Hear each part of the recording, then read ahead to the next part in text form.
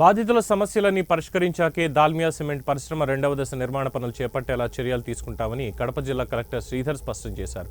జిల్లా మైలవరం మండలం నవాబుపేట వద్ద ఏర్పాటు చేసిన పర్యావరణ ప్రజాభిప్రాయ సేకరణ సభకు ఆయన హాజరై హామీ ఇచ్చారు. మైలవరం మండలం నవాబుపేట వద్ద నిర్వహించిన పర్యావరణ ప్రజాభిప్రాయ సేకరణ సభ ప్రారంభంలో కాస్త గందరగోళంగా మారింది. నవాబుపేట, దుగ్గన్నపల్లె, చిన్నకుమెర్ల, తలమాంచిపట్నం బాధిత గ్రామాల ప్రజలు సభకు హాజరై తమ సమస్యలను ప్లకార్డుల ద్వారా తెలియజేశారు.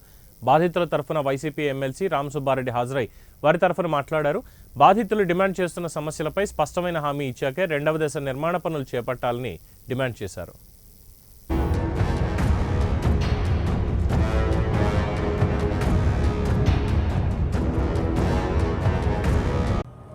అదే కాకుండా వాళ్ళ ఉద్యోగం కల్పన కానీ స్కిల్ సెంటర్ ఏర్పాటు కానీ ఆ స్కిల్ సెంటర్ ఏర్పాటు వలన కొన్ని ఉద్యోగ అవకాశాలు పెరుగుతాయి. అదే కాకుండా స్కూల్ ఎడ్యుకేషన్ లో వాళ్ళందరికీ రాయితీలు ఇవ్వాల్సిన అవసరం ఉంది. ఈ 4 పల్లెలకు రావంచిపట్నం కానీ, చిన్నకొండ కానీ, దుగ్గనపల్లె కానీ, నవాబుపేట కానీ భూములు కొనుక్కునే ప్రతి ఒక్కరికి చేసే కాలం మెయింటైన్ చేయాల్సిన అవసరం కూడా ఉంది. డిఎంఎఫ్ కాలం అవసరం ఉంది. కాబట్టి వీటిని దృష్టిలో పెట్టుకొని వాళ్ళ కోరికలు నిజమైన కోరికలు కాబట్టి ఖచ్చితంగా యాజమాన్యం మీకు లిఖితపూర్వకంగా మీరు చాలా విషయాలు చెప్పినాడు. మాకు లిఖితపూర్వకంగా ఇవ్వాలని వాళ్ళతో లిఖితపూర్వకంగా ఇచ్చినది వాళ్ళకందరికీ డిస్ప్లే చేసి ఖచ్చితంగా మేము చేస్తాం అని వాళ్ళతో చెప్పిస్తే ఈ యొక్క మొత్తం ఇచ్చిన అందరికీ సామరస్యంగా ఉంటుందనేది నా అభిప్రాయం. ఫ్యాక్టరీ పెట్టకూడదే కాదు, ఫ్యాక్టరీ పెట్టాల్సిందే.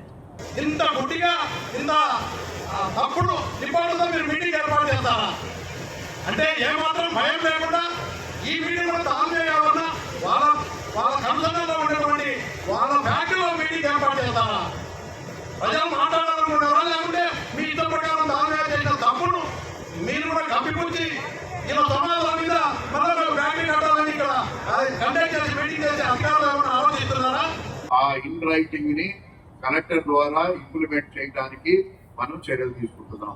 సో దీనికి సంబంధించి ఒక 6 అంశాల పైన ఈరోజు మనకి ఖచ్చితంగా ఇన్ రైటింగ్ అంటే రాతపూర్వకంగా దాల్మియా యొక్క హెడ్ ఆఫీసులో ఆథరైజ్డ్ సిగ్నేటరీ తోటి సంతకం చేయించుకుని తర్వాత మాత్రమే నేను ఇక్కడికి రావడం జరిగింది.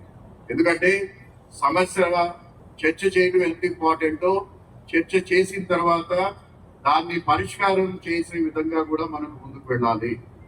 అది